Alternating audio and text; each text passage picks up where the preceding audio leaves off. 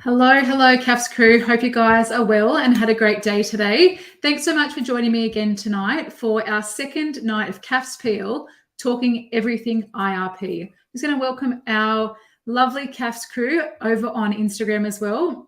Please let me know who is on. Hello, Instagram. Hope you guys are well. Thanks so much for joining me again tonight. We're going to unpack what you can do with the process of the IRP and really tweaking it, making some very small changes to possibly make a huge impact on your students, the process, and also their results as well. So please let me know who is on. Hey, Jed, nice to see you. And Jed's one of our IRPers already. He joined the course a couple of weeks ago. Jed, let us know what you're thinking, what your biggest takeaways have been so far.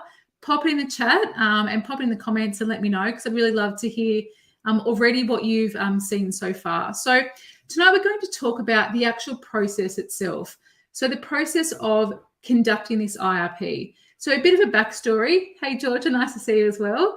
Bit of a backstory with it. We know that the IRP is mandatory. All right, we've got that. We know that it's mandatory. It has to be assessed. It has to be assessed within the school. So it's a school-based assessment task. And what we're kind of being guided by are the necessary requirements around this particular IRP of being an assessable item. So it has to be an assessment task no matter what. Hey, Amy. And you also have to make sure that it's weighted no more than 20%. So that was changed quite a few years ago when our assessment and reporting guidelines were amended.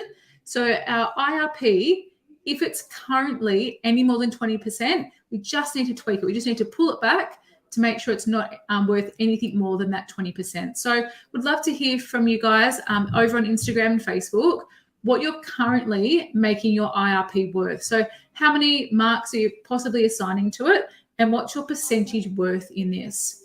All right, so Jed is letting us know that's been incredibly helpful understanding how to tackle the task as research teams and how to program both the theory and the project throughout the term. Thanks so much, Jed. I really appreciate your feedback so far. That's awesome to hear. And please let us know how you're traveling with the whole process, because I think once you embark on this approach to the IRP, it will literally change your CAFS career.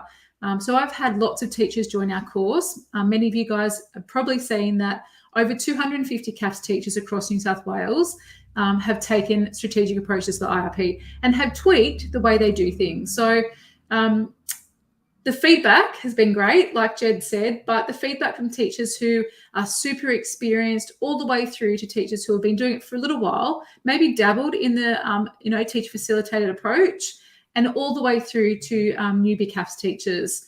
And most of them have said, complete game changer. We are so grateful. We'll never go back to doing it the way we used to. So I'm going to unpack that tonight, the actual process of what you're doing with the IRP and how you're going to roll it out in your CAFS classroom, like Jed alluded to. So my first question to you, and I want you guys to pop in the chat space for me and comment on Instagram and let me know, how do you currently run the IRP? Do you do it in term 4? Is it a term 4 thing that you get it out of the way and then you're able to focus on the rest of the course in term 1, 2, and 3, the back end of year 12? Do you run it as, a thing that you do maybe 4 weeks and then go into some IRP work, some content, and then do you go into the project itself? So while you guys are answering that, so let us know how you run the IRP in your class.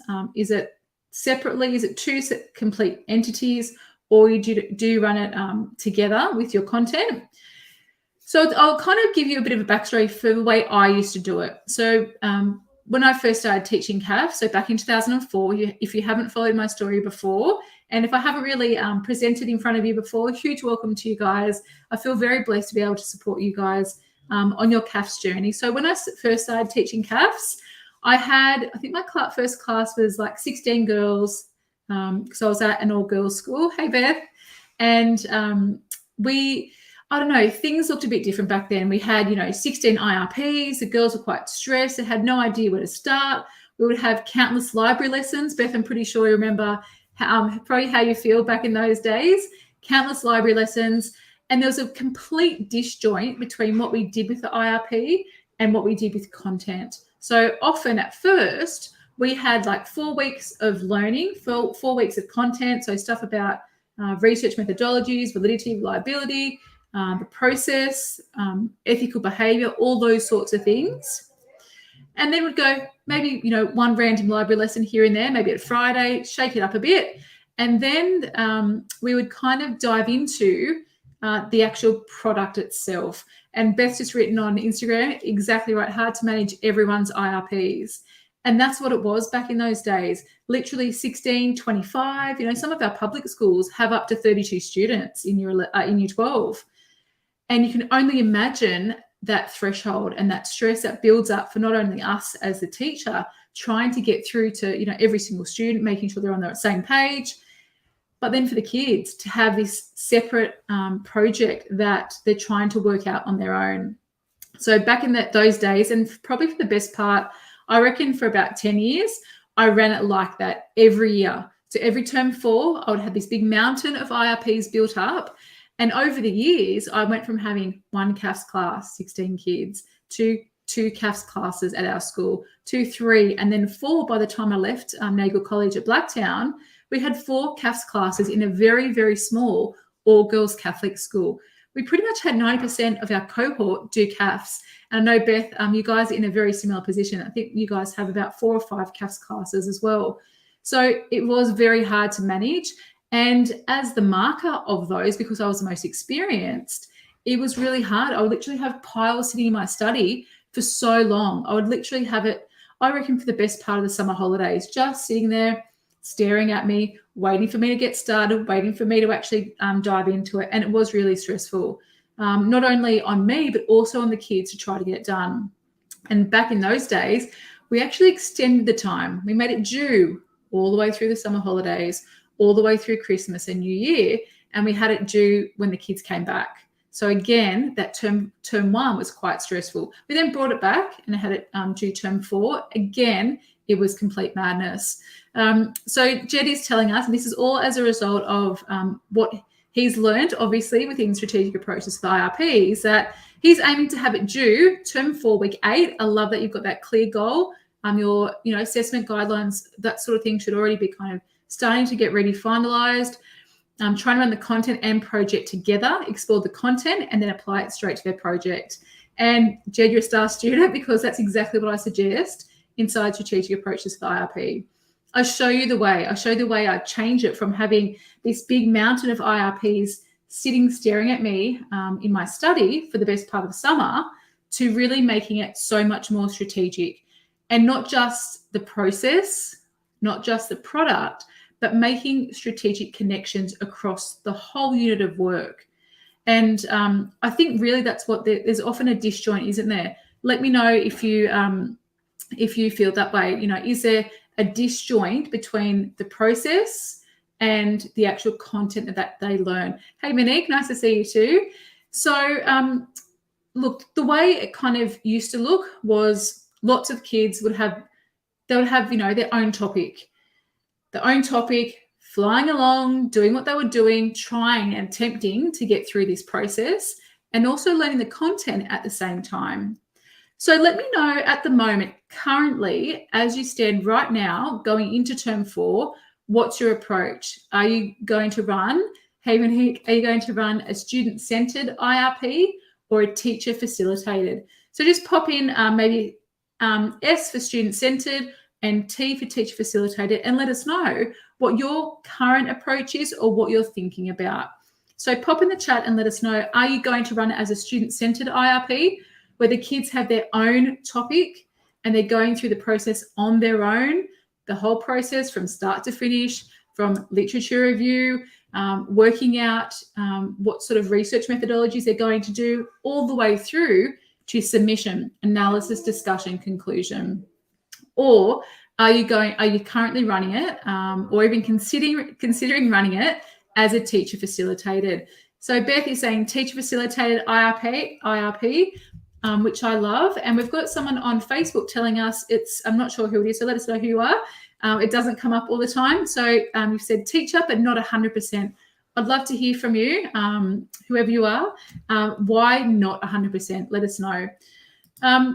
I would guarantee, look, before, because there's 250 CAFS teachers who have taken strategic approaches to the IRP, and many of you guys have heard me say this lots of times over the last 2 years, I would probably say there are still schools in the majority of doing it student-centred.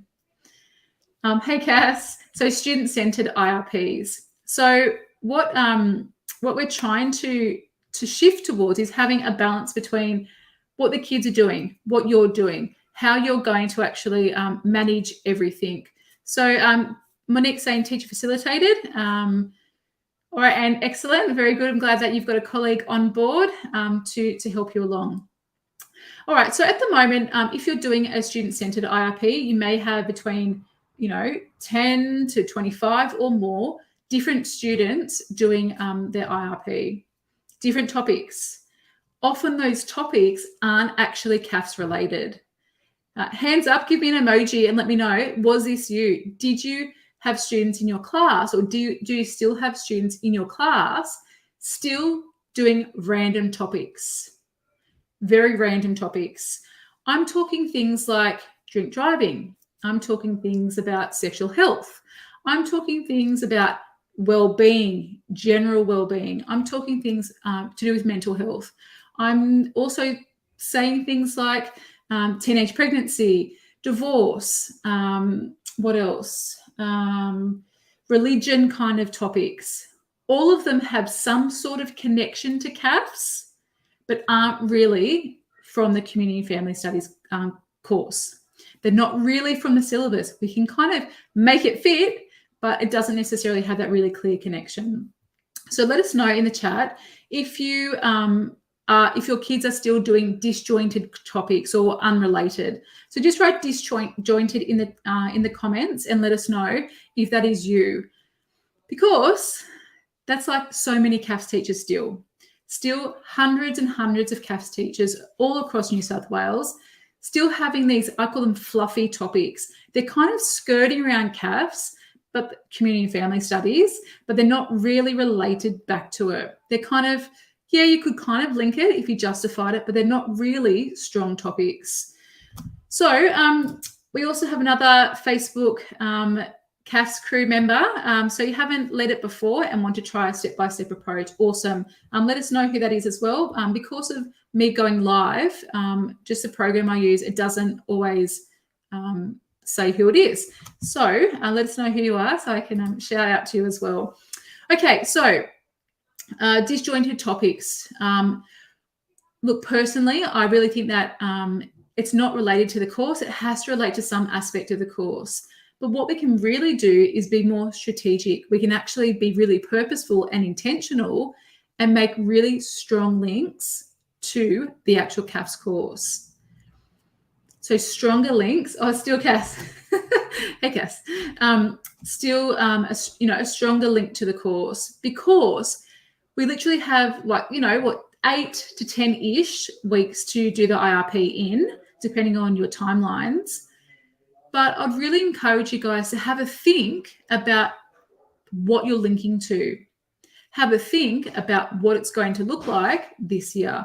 And inside strategic approaches to the IRP, I literally show you lots of different options of how you can actually link it, what you could link it to, how you can make more strategic connections to the option possibly, how you can really embed some of those really big picture concepts into the IRP and make it so much more meaningful than this random assessment that the kids do around some fluffy topic that is often unrelated to our course itself. Now, what this does is it means that the kids can have a really meaningful research project that is really linked to our course. It's just strategic, it has some purposeful intentions, and it's also allowing our students to really get to know their content really, really well. So I remember, look, when I first started teaching CAFS, again, like I had no idea. Literally had the syllabus, the purple textbook. Do you guys remember the purple textbook? If you've been around CAFS for a while, you'd know that purple textbook. And I would literally take this to bed, and that's probably a bit nerdy to admit, but I had no idea what I was doing. I was literally flying blind, had no idea. I was kind of making it up as I went. But what I started to really realize over the years that I had to do things for a reason. There had to be some sort of method to my madness. a purpose for my decisions. And we started to look at some of our data. And we uncovered that our students really struggled with research methodology. And to me, it's not like hard content. Yes, reliability and validity is quite tricky. Sampling, the kids always stuff it up. When I do my Year 12 masterclass sessions, I always make sure I focus on that because it's a thing that they never get. They always confuse it. And I started to look at our data. And what I mean by our data are things like our IRP results, so what the kids were actually getting for their IRP. I started to look at their research methodology, multiple choice questions in the HSC, their trial marks, their short answer responses in the HSC, because in our wrap data, in our packages that we get at the end of the year from our principals give us access to this through a NESA package, basically in a nutshell, and we get to see how the kids actually go per question. And I realised my kids were well below what they needed to be, well below what, what I suppose their expectations were and what our expectations were. Hey, Sam, nice to see you again.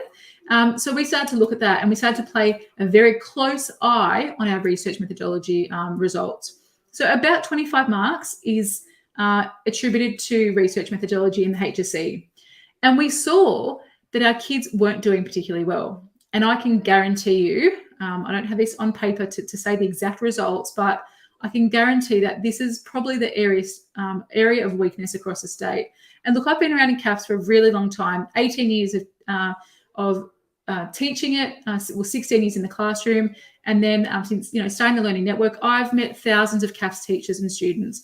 I get to see the end game. I get to see what the kids aren't doing and possibly what we're not doing in our classroom. And research methodology is still our number one unit of work that is not that crash hot.